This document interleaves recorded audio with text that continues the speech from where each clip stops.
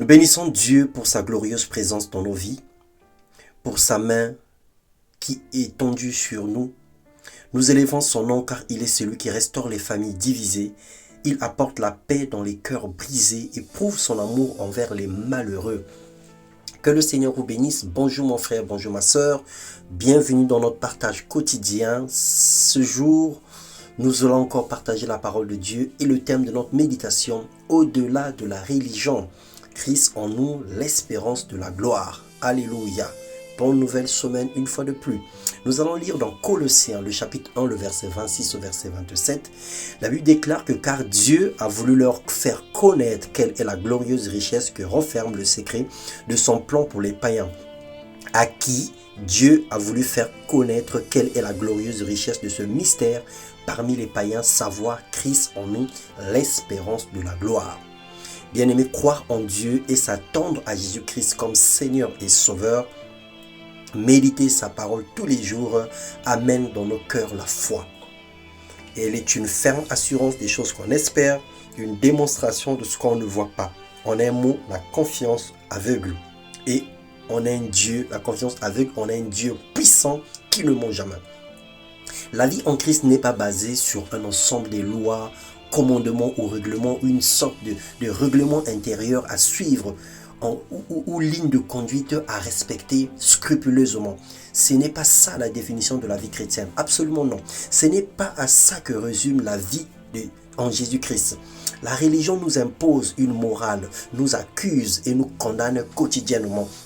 La religion a mis à mort le Seigneur Jésus-Christ parce qu'elle n'a pas supporté la vérité, celle de rendre les gens libres, de guérir les malades, d'accorder la grâce aux criminels, le pardon des péchés et de faire des chrétiens des disciples indépendants et puissants. La vie en Jésus-Christ, c'est marcher en nouveauté de vie. C'est renoncer à sa vie du passé. C'est se dépouiller du vieil homme et aller de l'avant comme le Seigneur le voudrait.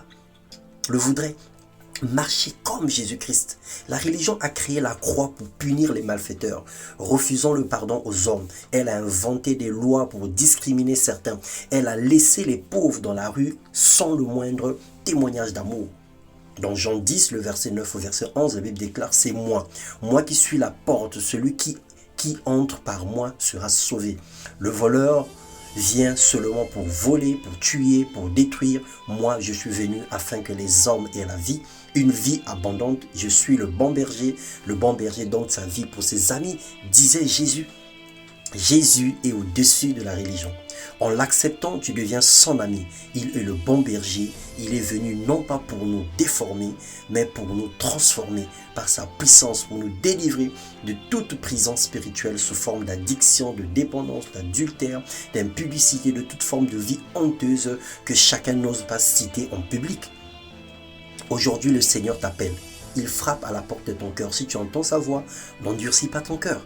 Viens à Jésus, tu seras libre, tu connaîtras la paix et la joie. Que Dieu te comble de son amour et que Dieu te bénisse. Que Dieu te localise et que tu sors de toutes sortes de prisons, de la religiosité, dans le nom puissant de Jésus-Christ. Le Seigneur a besoin d'un cœur, le Seigneur a besoin d'une vie transformée, d'une vie sauvée. Le Seigneur n'a pas besoin des rites, le Seigneur n'a pas besoin des sacrifices. Le Seigneur a besoin d'une vie propre, pure et sainte, d'une vie sanctifiée par sa parole, afin que le bonheur et la grâce puissent y demeurer tous les jours jusqu'à son avènement. Soyez abondamment bénis. Alléluia. Amen.